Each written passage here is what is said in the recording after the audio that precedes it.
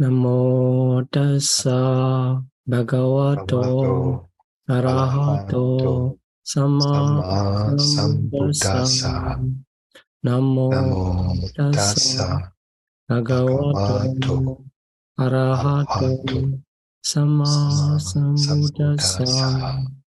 Namo tassa bhagavato arahato sama sambuddhassa. Hey, welcome back to Nikāya study.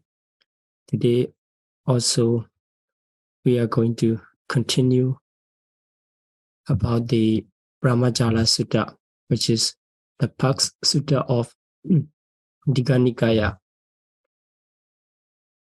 In the first lesson, we have studied the outline of Brahmajala Sutta. There, the story begins to talk about the 62 round view. You may remember the events and the valuable advice of the Buddha when we encounter someone talking about good or bad of our religion, or still this advice can be applied into different situations. So if someone trying to talk in good way or in bad way, whatever way, we will encounter this situation in daily life, then we should be wise enough to respond properly so that we can prevent the arising of unwholesome states in our mind. Then today we are going to continue studying the 3 sessions of morality. So after giving advice to the bhikkhu how to respond or react to different way of criticizing, then the Buddha continue, if a person trying to praise the Buddha, if he is only the ordinary person we call the Puthujjana. That kind of person is called the person who did not attain any stages of enlightenment. Then that person is called Puthujjana, or ordinary person. On the other hand, it is translated as worldling person, worldling individual, like this. That kinds of individual, if he didn't learn and properly how to praise the Buddha in the higher honors, then he just trying to praise by his own knowledge. He may praise by the moral precept. So let's see how he can praise, or he can and honors to the Buddha by morality. So as we have explained in the past lesson, the moral precepts are divided into 3 parts. So we will just overview the roughly study about the moral session on three moral aspects. So this is the short session of morality. At the beginning, it started. So they can praise the Buddha. The ascetics Gautama dwell in this way and in that way. Then first he emphasized, so abstaining from 3 bodily wrongdoings.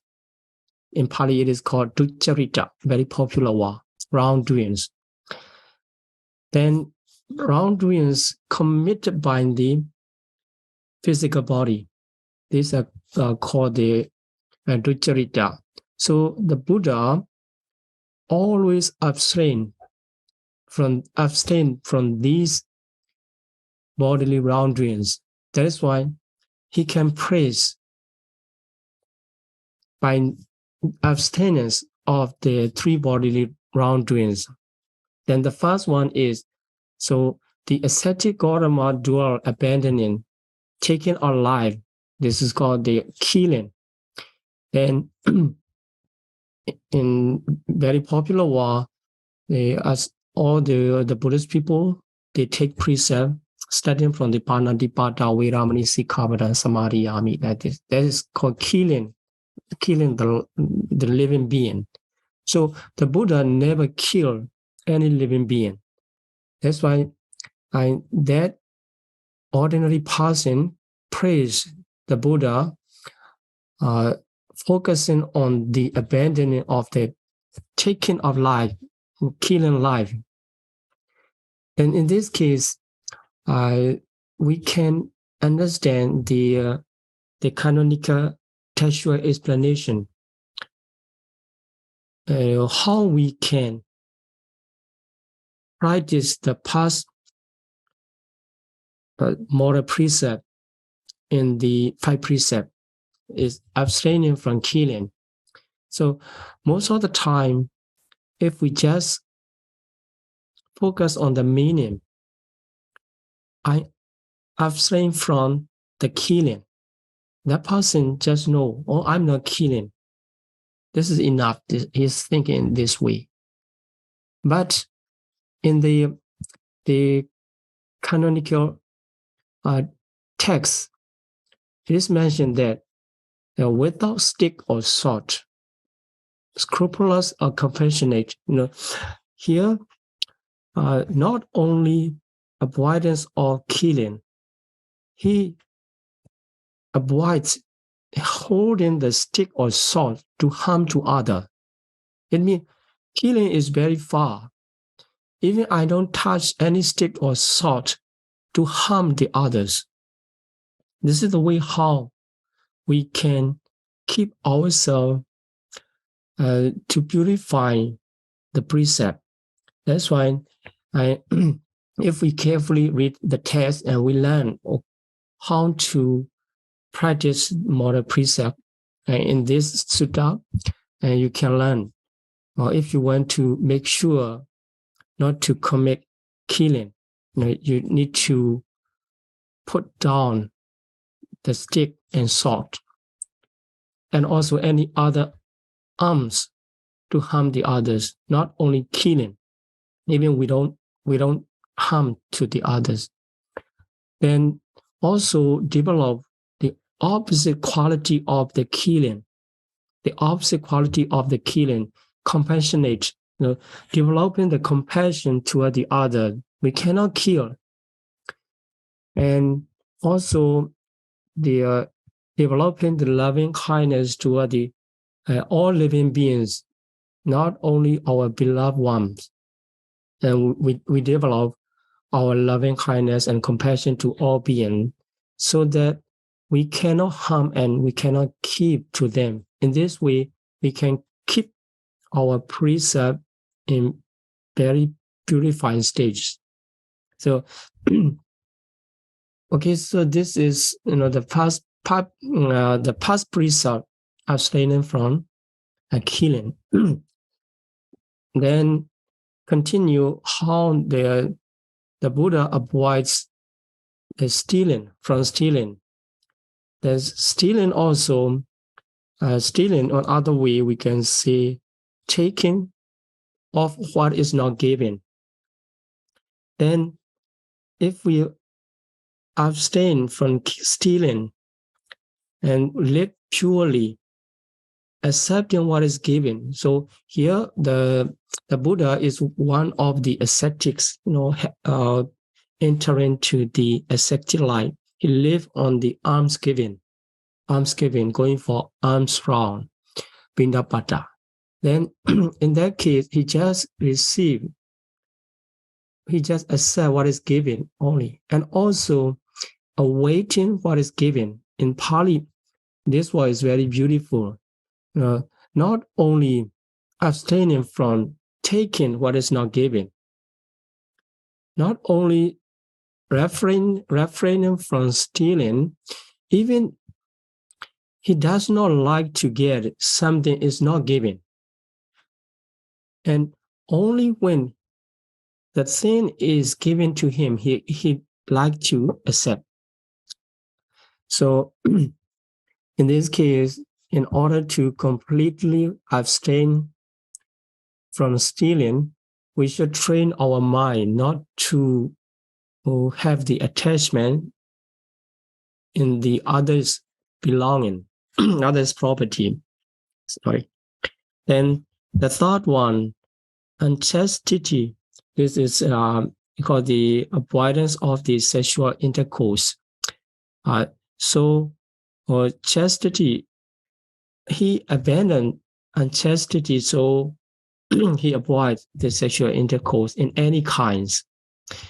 Here, the action of sexual intercourse is mentioned as the action of the villager. So those who live in the house, they will have this action. But being an ascetic, the Samana Gautama, the ascetic Gautama, which is referring to the Buddha, he refrained from this kind of practice. So we can conclude he refrained from bodily wrongdoings. So if you would like to practice the 5 precepts purely, and you need to know how to practice, and you can get from this text the information how to keep yourself not to commit. So you can develop the opposite quality of the commitment. So we can understand the commitment they are arising due to the defilements or unwholesome cases, unwholesome causes. If you develop the opposite mental quality of the unwholesome, and for example here, killing, normally we emphasize that killing is committed by the anger. Then if you develop your compassion and loving kindness towards the beings, all living beings, so anger cannot arise and also cannot cause to kill any living being. Okay, so let's continue. Then abstaining from 4 verbal wrongdoing. So here the false speech, musawara in the precept. Then the malicious speech, rusa then the pisuna vacha is called in Pāli. Then harsh speech, the idle chatter. So abstaining from 4 verbal wrongdoing. This is ethical practice. Then let's see how one can refrain from verbal wrongdoing or false speech. The opposite situation of the true speaker, not only avoiding false speech, he trying to speak in the to become the habit.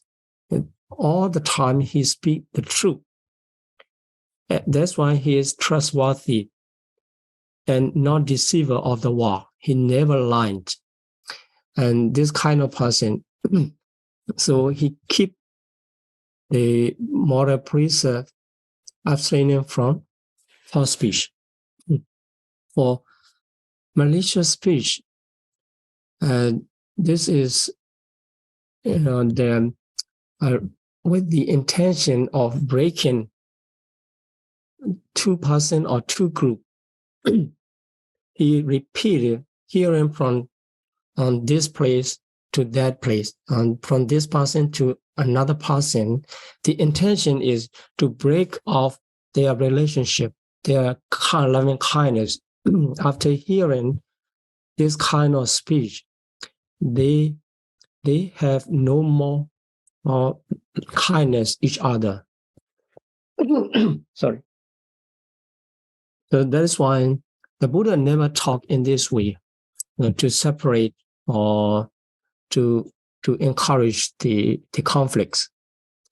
And then he is, other than that, he is a reconcilier, and to encourage those rejoicing in peace. And if they are fighting, he make peace. And if they are in peace and harmony, he encouraged to live in this way and have more, have a stronger state of peace and harmony. And in nature, he's delighting to speak that kind of peaceful war. So the war for peace. And another one, the Buddha always avoids harsh speech. And he just speak in blameless way and please to listen. When the Buddha gave the Dhamma talk or give the advice, he used the words and choose wisely the words that are beautiful to hear, and talking in a way of agreeable. And also the Buddha's word come into the heart and please at this. So this is the way how we can speak. So we can say the guideline of speaking for Buddhists. If you are a Buddhist follower, you need to learn the principle of speaking, the way of speaking in this sutta. So the Buddha is avoiding this kind of speech and making this kind of conversation. As a follower of the Buddha, we also should avoid the conversation that can break the other's loving kindness, and that can cause the other's ear to harm. And also, the last one, abandoning idle chatters, not talking anything which is not meaningful. So how to talk? We should talk at the right time, because the Buddha always talk at the right time, and also what is correct and get to the point. Also, referring to the teaching Dhamma and discipline Vinaya. So this is about Dhamma and this is about the Vinaya.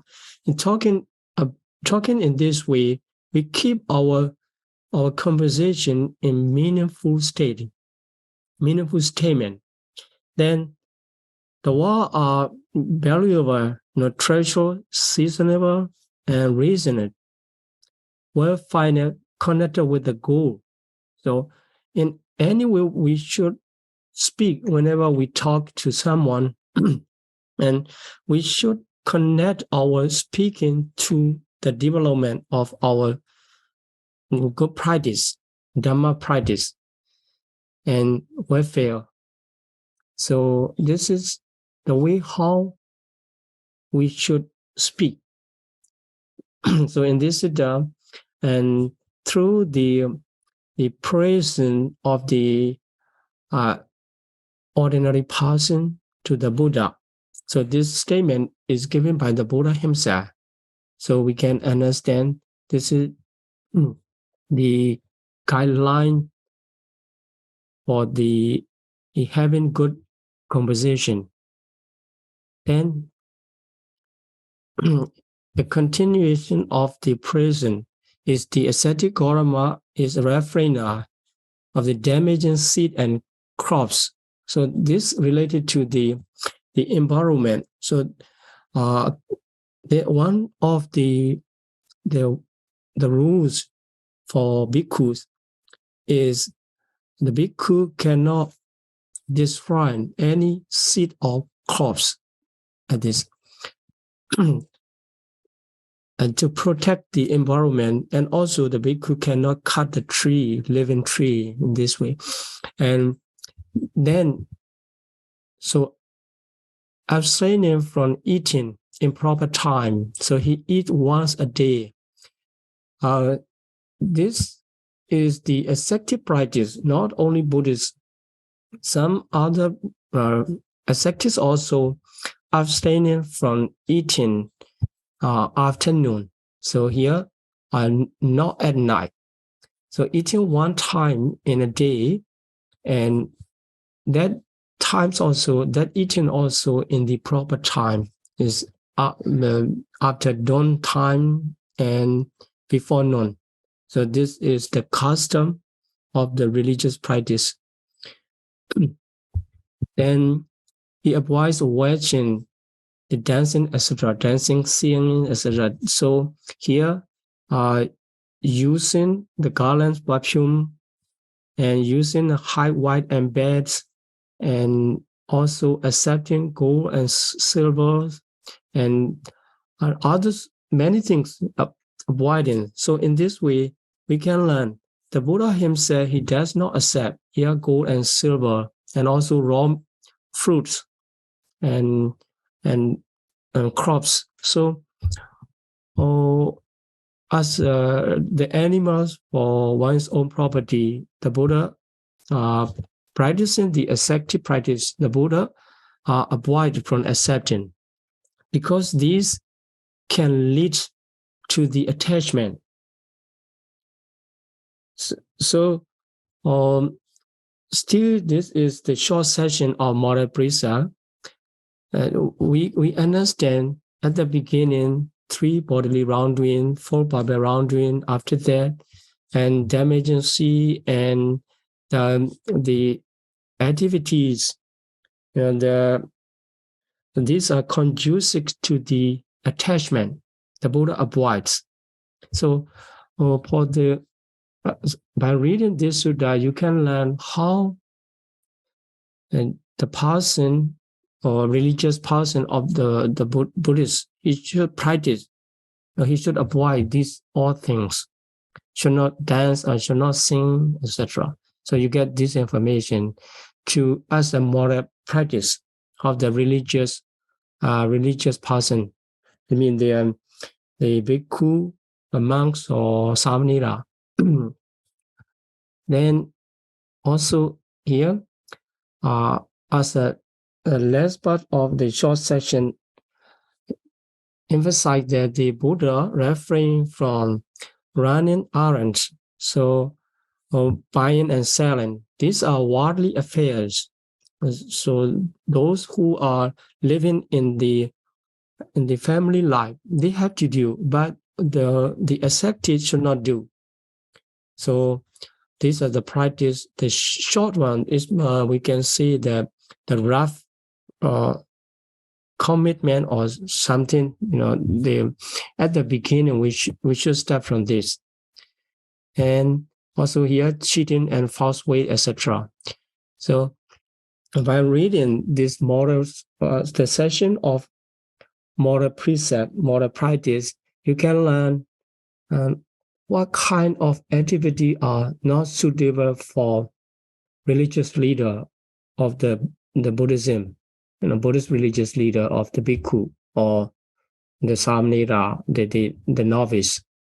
And then let's continue talk about the middle section of the moralities. So here in the middle section, this compared to the other people, other ascetics and Brahmin, those who are not practicing well in the ascetic practice. Then also here mentioned the ascetics and Brahmin coming into the religious life, and they accept and eat the food of the faithful. They are practicing and devoted in religious practice. Due to that practice, the people have the faith on the religious person, and they offer food. They don't need to work for living. Then they offer food due to the faith. Accepting this kind of food, and some ascetics and Brahmins are not being well practiced. Then they do many improper action, and these are mentioned in the middle section of the moralities. So let's see. Some addicted to destruction of such seed. So this kind of thing, addiction, they're naturally doing, continuing this way of practice. It's not suitable for all ascetics and Brahmin, not only for Buddhists. You can understand and from this text. So if a person become a religious practitioner, so he can accept the food of the faithful, but he should not practice. He should not continue this kind of practice, destruction of the Sikhs, and Buddha already abstained. Then also enjoyment, different kinds of enjoyment. So storing the good food and drinks, clothing, etc. Then also attending the show and displays for enjoyment. So as the practitioner, we should avoid this. And if not, the people will not be happy to see the religious person is doing this. Same as the lay people. So here we don't need to count all the things. And if you are interested in what kind of show and displays are not suitable for religious practitioner, you can read it. So music show and even the recitation for enjoyment. Then the game and ideal pursuits. So different kinds of game, the people can involve, but for the religious practitioner, we should know. So for the Buddha himself, practicing the middle section of morality, and he never participate in this kind of show and never wish for the enjoyment, and also never enjoy the game and ideal pursuits. These are not causative for the practice, emphasizing in the religious practice. So the Buddhist follower, if they want to fulfill the middle section of the moral practice, and they have to avoid as a ascetics practitioner. Okay, so and another page here, still some other ascetics and Brahmins are using the height and weights, referring to the luxurious bed and residence, and they are using, but the Buddha refrained from using such kind of luxurious utilities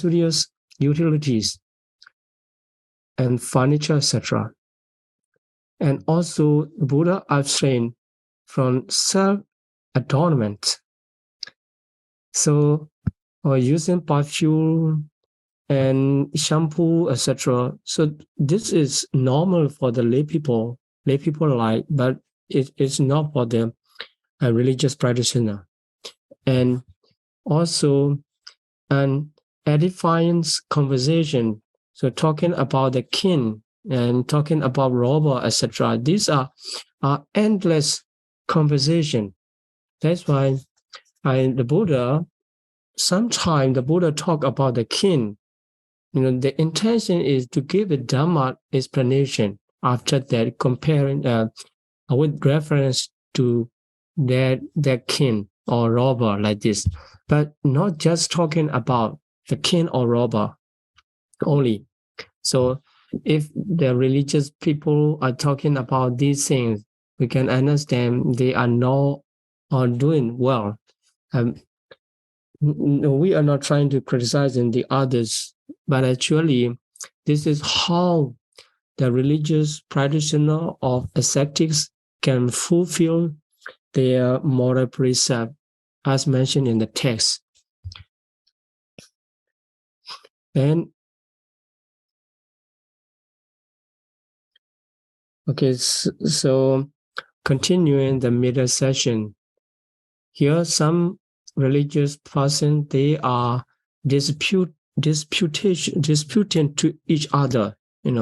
Also they like to make their disputation each other and suppressing the other person, other's view, and praising oneself. So we can say this is a kind of debate, and not just to not only to identify what is Dhamma and what is Vinaya, what is the teaching, but they like to debate each other, develop the debate, and to show up their skill. That's why the Buddha is not doing this. Sometimes we can see later in the different sutta, the Buddha visited to the others religious persons' compounds and discuss. It's just to give a discourse and to let them know what is the true teaching of the Buddha according to the Buddhism, and not to suppress the other's view. So many of practicing this kind of disputation each other, then also running out and messages. There's some religious people still they are doing this, and they transparent a message from one to another, from king to king or king to minister, etc. Then, and this is we can consider this is social work. So, as a religious practitioner, he should abstain from the social work. And also here, searching for the offering or searching for the property in this way, deception, and all the improper way of earning. So Buddha is not doing this. In this way, the ordinary person can see the different way of practice from the ascetics. Those are not practicing well. Then he will praise the Tathagata. Here, Tathagata is another word of the Buddha. So referring to the Buddha.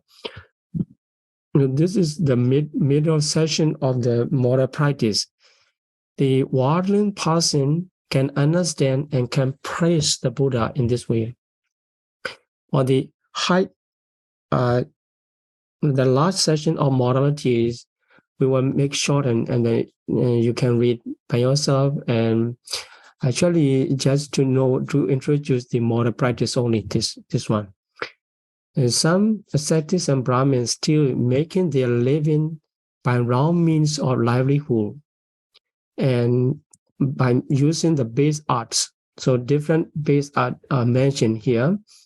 So they are not to do, the base are not to do by especially, the Buddhist monk, as a Buddhist monk, and by following the disciplines, we should not live in wrong way of livelihood in this way. So this livelihood can be considered as the right livelihood for the lay people, but for the ascetics, for the Buddhist monks especially, these are wrong way of livelihood. So if you want to know which bhikkhu, which monk is really practicing according to the the Buddha's teaching, and you can understand whether they are doing this or not, and these are different kinds of the base art the Buddhist monk should avoid. And here, base art or judging about the mark or gem, or this is harm, worth, or like this. Also, sometimes sticks and clothes also should be avoided. And predicting the chip will march off. This is talking about the political issue. And also the Buddha avoid from this activity. And also the base of predicting the moon is how happen, or the sun about the star, and this will affect to the people in this way or that way, and explaining this considers as the worldly affairs. And the base out of predicting still, the rainfall to this year, the bad rainfall or good rainfall, and the harvest will be completed or damaged, and the predicting this. And if we receive any donation as a religious, as a Buddhist bhikkhu, Buddhist monk, through this kind of predicting, this is round livelihood. And also based out of the arranging for marriage and engagement, or these are the family affairs. And sometimes, abortion is strongly prohibited, is because this is a kind of killing in Buddhist way of or understanding. Then using spells for any purpose, this is the magical power. And worshipping sun or great Brahma. So the religious practitioner of the Buddhism, the bhikkhu cannot do this kind of, the worshipping sun, or this is the traditional affairs. So the lay people can do. Okay, so then another base for round livelihood, appeasing the Deva. The Deva is separate, or the traditional way the people are doing this, and the monk cannot participate for that case. And also using the spell and ritual raising and bathing, also the making sacrifice and giving medicine. Giving medicine in the Vinaya practice, the discipline for the bhikkhu, he mentioned for only some certain people, the bhikkhu can give the medicine. Then the other matter, worldly people, worldly person, the Puthujjana cannot see more than that. That's why he just prays by the moral precept. But here the Buddha says it is only the moral precept. Moral precept, it seems, is moral precept in the low level, but actually it is foundation. If you cannot continue in the concentration practice or wisdom practice, we can see that moral precept practice completing the moral precept is still good. Still good. But compared to the practice of the keeping right view and concentration and wisdom practice, the moral precept is only the basis stage, only the foundation. Then, so the Buddha have others highest quality to praise, if you understand. So here, he has the super knowledge, and if you understand, you can praise by the higher qualities. But most of the time, the uneducated in the literature, and it's used the uneducated ordinary person, not knowing what are the real qualities of the Buddha, they can praise the Buddha by the moral practice. Then Buddha continued to explain about the wrong view, and Buddha already understand and also not following the wrong view, not holding the wrong view. So as we have discussed in the lesson 1, the wrong view related to the past extreme, altogether 18. So the past group is Sasatawada, eternalists. So the eternalists proclaim the self and world are eternal in 4 ways. So the first way, let's see the first way, how the person claim the self and world as eternal or the entire eternity. So let's see the story here. The ascetic practitioner, so not only a Buddhist monk, not only Buddhist follower, this practice can be anyone, can achieve anyone. Here, if a person practice making effort or exertion, then right attention. This is practicing the concentration meditation. We can see that according to Theravada literature, and this is concentration practice, making effort and application. We can understand this is the work of mindfulness and the right attention. Then he attained the certain level of concentration, the state of concentration, and by that concentration power, he can recall the past existence or one birth. One birth means he can recall the past life, what happened, where he has been. And also 2 births, and continue in that. And the several thousand or several 100,000 of births he can recall by the power of concentration. So if you like to recall by yourself, you need to practice concentration meditation to attain the certain level of concentration. Then remember in this way, the past life, about the past life, the condition and detailed information of the name, clan, etc. In past life, what happened and what was my name and what was my clan and what kind of food I have eaten, and he can recall. And this is we can say the high level of concentration. If you are successful in the concentration meditation, you can do that. Then after that,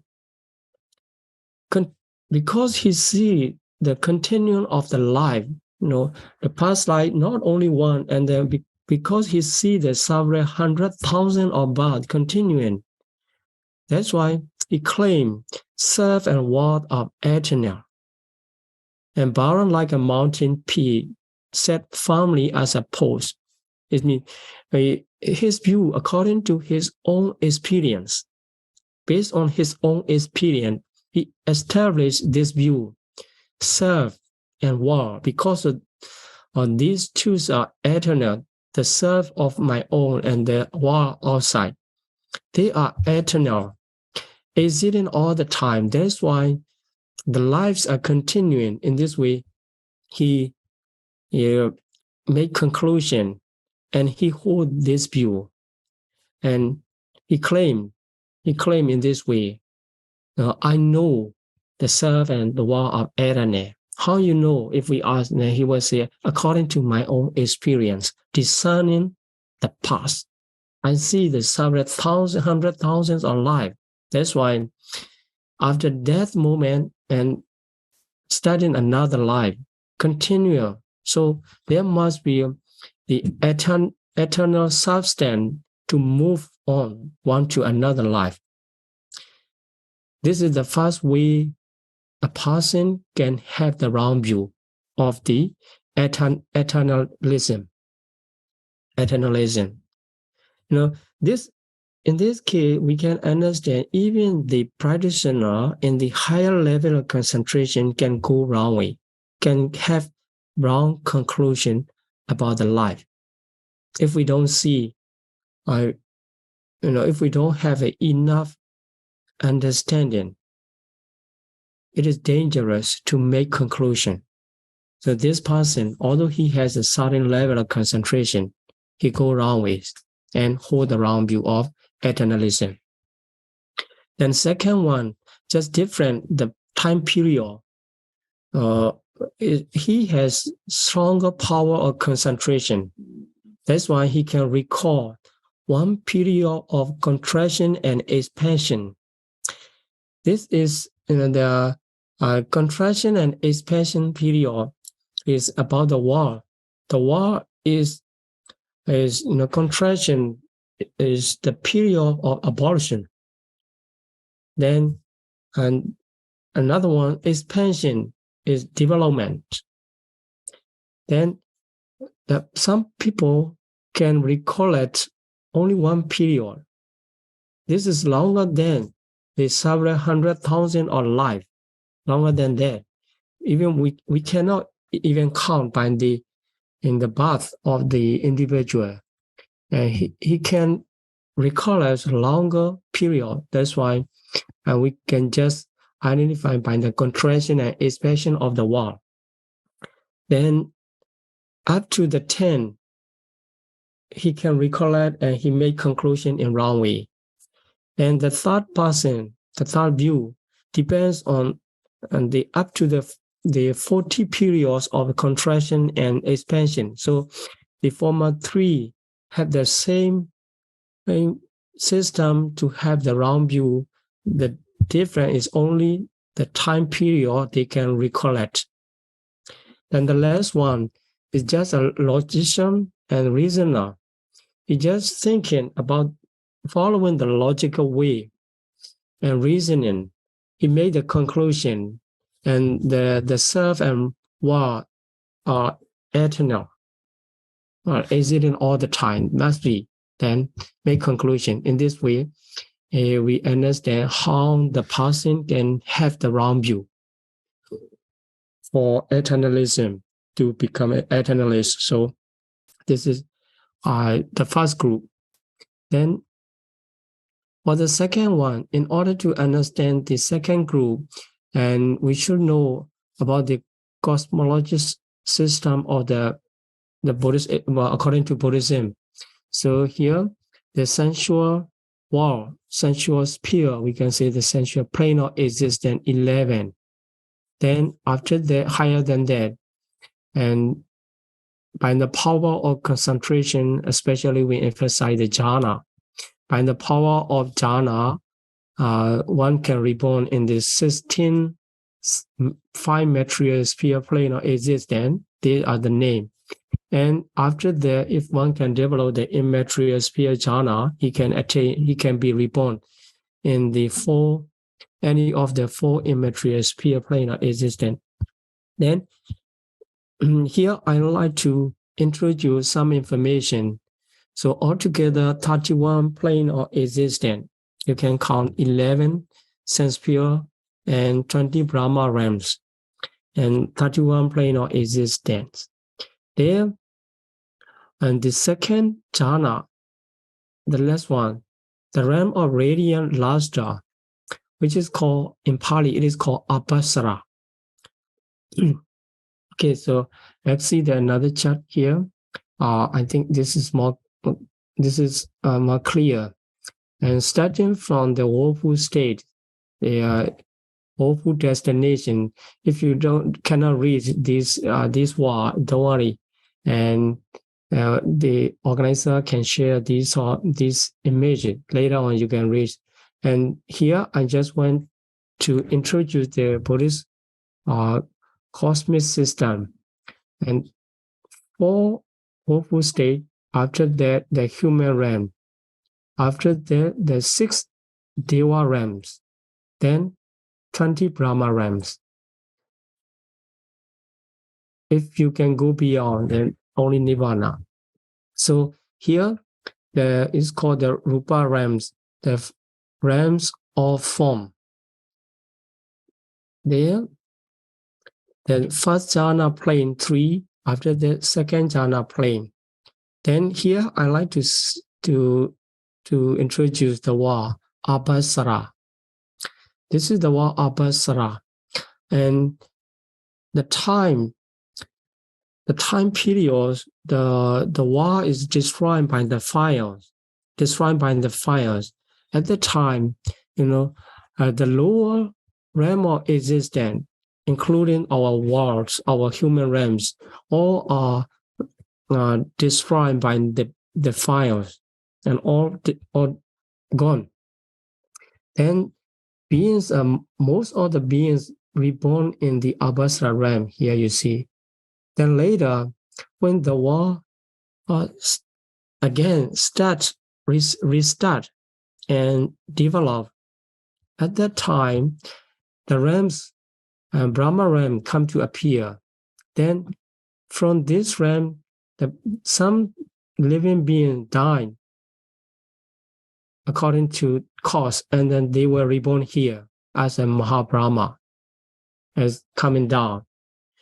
Then later on, the other Brahma also will come, and the way of thinking will be connected to the next group we are going to talk about. So here, Abhasara is second Brahma realm. Then the Mahabrahma is here, and the other Brahma also will be in the same stages of first jhana realm. Then another one to know is here, Asanya Satta. Before we continue our study, and according to the Brahma realm, we need to know this information. Asanya Satta, the realm of this is translated as non-percipience, no perception, and also no consciousness, no mentality in that realm of existence. Only materialities exist, but still considered as the Brahma realm. So this kind of individual only have the body, the physical body only, no mentality, no mind. You can consider like a dead person there. And so I'm keeping this information, and let's go back to our study about the round view in second group. Okay, so in second group, partially eternity. The first group totally eternally, but in the second group, partially. So it means some are eternal, some are not eternal. So for the pathway, when the world system is contraction, most of the beings are reborn in the Brahma realm, the Abhasara, second stage. Then later on, they die in that realm of existence, and they fall from their realms, and they reborn in the empty Brahma realm, the lower one, as a Mahabrahma, the highest one. So at the beginning, he is only one person, only one being in the new realm of existence, new residence. Then later, he think he expect other beings to come because he is alone. Then at the time, the other beings also dying from the Abhasara. Then they reborn in the same new realms. At that moment, the one who initially reborn and expecting, he is thinking that by the concept of creator, related to the concept of creator. Actually, according to Buddhism, beings are not created. Beings are born according to their cause. We call the karma. Then at that moment, he is expecting, and then the other living beings are coming to appear. Then the Brahma is thinking that due to my my thoughts, they appear. It's me, I create them. My mind create them. So I'm a creator of this being. And the fathers, I'm the father of all living beings here already have reborn and also in the future will be. In this way, he thought by the concept of creator. In the same way, the newcomer of the living beings are also there thinking, oh, this one, before we arrive here, he already exists in this realm. And also he has the stronger power because he's a great Brahma. That's why he seems a creator and he must be a father of us. In this way, they are misunderstanding each other. The first one to the newcomer, and then the later, they are thinking this is creator of us. Then later, the one of the Brahma in that group, because the newcomer, they have the shorter lifespan compared to the first one. Then one of them, they died, and they died and they reborn in the human realm. After that, he practiced and attained again. He attained the certain level of concentration. Then he recalled the past existence. Then only one, the last existence, he remembered, oh, I was found the Mahabrahma who created us in that realm of existence. Then he made conclusion that Mahabrahma is eternal. The guys like us can die, and for myself, I died there, and I'm reborn here. That's why such kind of being like us is not eternal. That's why he holds the view of the partial eternity. Okay, so this is how the person can hold the partial eternity according to the first way. This also according to his own experience, his own power of recollecting the past life. Then second way is related to the Ketabadosika Deva. This is a kind of Deva corrupted by the pleasure. So in the second and the first and second Deva realm, we can see some kinds of Deva. They are addicted to the merriment, enjoyment. They over-enjoy their sensual pleasure of Deva realms. Then they lost their mindfulness to eat. Then because the Deva physical bodies are very subtle, that's why due to the lack of nutritive support, they die. That kind of Deva is called the Ketabadosika. He also come to reborn in the human realm, and he recall, then he remembered the last life as being this kind of Deva and dying. For that case, he made conclusion, such kind of Deva, those dying, corrupted by the sensual pleasure, are impermanent. But not that kind. The other kinds are continuing in their life. They are eternal. In this way, he get the partial eternalism. And the third way is based on the Manobodosika, just different kinds of Deva. This kind of Deva is corrupted by mind. So Deva also depends on their causative gamma. They are in different level of appearance and the body shape and the property or enjoyment. Then some of seeing each other's property and they develop envy. Envy connected to the anger. Then their body also, because their body is very subtle compared to human body. For human being, although we have the envies or anger, we don't die. Recently, but for the deva, it is not like this.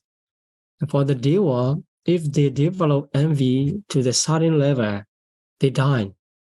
After that, they reborn in the human body, human life, and they recollect that their life, the last life, and they make conclusion in partial eternalism.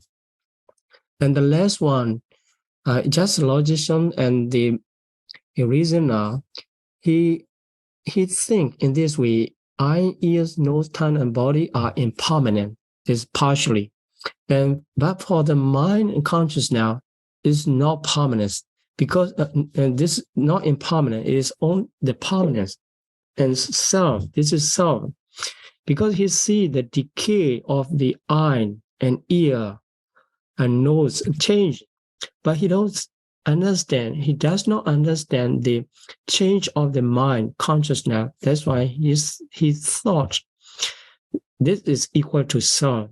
Is it in all the time? That's why, if we make conclusion about the life and war, some part is eternal and some parts are not eternal. Okay, so let's see the another group. This is the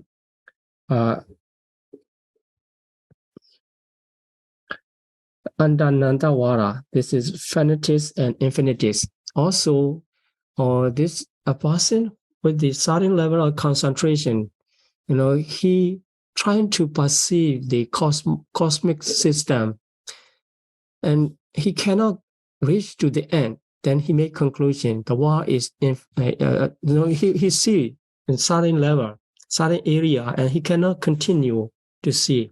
Then he make conclusion. This is finite. And if I want, I can go around the world system. That's why the world system is finite. And for another person, he cannot see the end. So he make conclusion the world is infinite. And other person, and the world is finite up and down, because he see the up the end and then down the end, but he don't see the end in across. The world system is continuing. That's why he make a different way of conclusion. The world is in some case finite and in some case infinite. And for the logician, he make conclusion neither finite or nor infinite. In this way, this also another wrong way of conclusion. Then the irregulars. This is avoiding and not holding, not giving the specific statement. And the practice, the ascetics of Brahmin, he does not know whether this one is good or bad. Not knowing this, he consider, I don't know really what is true. Then if I claim this is good and bad, etc., and this might be a lie. After that, and distraction, and due to the distraction, there will be hindrance to me and fear to lie. And he gave the statement, I don't see this, I don't see that, like this. This is how he is giving the evasive statement as a reference the errors. This is a kind of face very difficult to hold. And second, we also, the not knowing the truth, he fear to develop the attachment, and then he avoid to do that. Then the third way, he's afraid of the others, ascetics and Brahmin, really the wise person, they are skillful, and they can come across to examine me and asking the question, and I may not be able to reply properly. Then there will be a kind of disturbance for me. Then the last one, and dull and stupid, that is the person. And due to the dullness and stupidity, he make this kind of evasive statements. So you can read how he made the evasive statement, very complicated, very hard to catch up. Okay, these the round views. For the last one, I think in the next lesson we can continue for the last slide. Thank you very much for your attention.